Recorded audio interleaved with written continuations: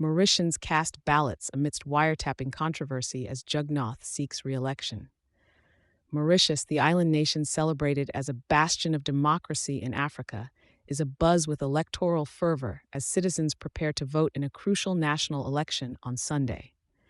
Prime Minister Pravin Jugnauth is vying for a second term, with the shadow of a wiretapping scandal looming large.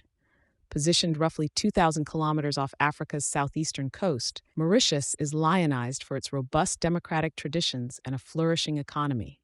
Its economic success story, woven with threads from the finance, tourism, and agricultural sectors, took root following its independence from British rule in 1968.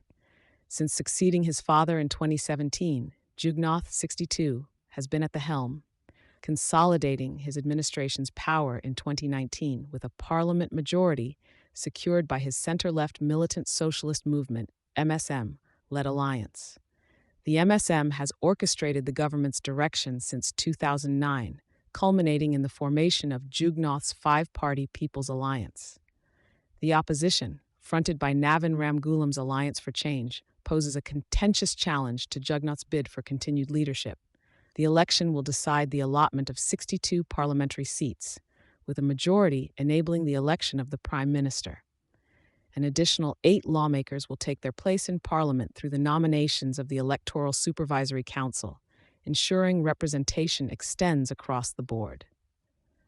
Mauritius's distinction as a beacon of success for sub-Saharan Africa, as stated by the World Bank, is multi-pronged. Despite the COVID-19 pandemic's economic impacts, which temporarily retracted its high-income status in 2020, it remains one of the most prosperous nations on the African continent. The blend of picturesque tropical beaches and high standards of living draws not only tourists but speaks volumes of the Human Development Index, which places Mauritius second in Africa, just behind the Seychelles. Cultural richness is an integral part of the Mauritian identity, with over 60% of residents tracing their lineage to Indian roots. A linguistic mosaic is evident in the widespread use of Mauritian Creole.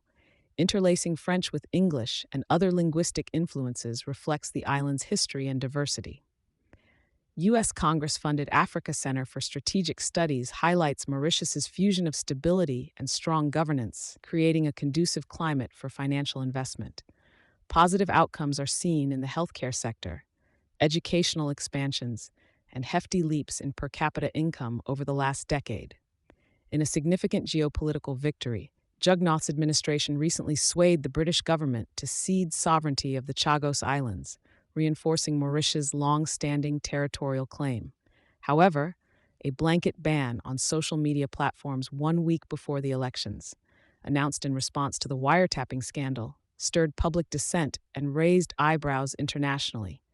Allegations of election irregularities in 2019, combined with the unauthorized release of private conversations involving politicians and high-profile figures, have tainted Jugnauth's previously untarnished image.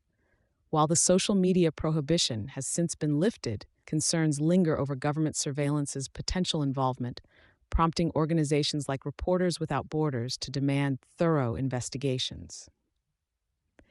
As Mauritius approaches its electoral crossroads, citizens weigh the virtues of stability and economic progress against crucial civil liberties concerns. The election's outcome will not only shape Mauritius's political landscape but also signal the resilience of its democratic institutions.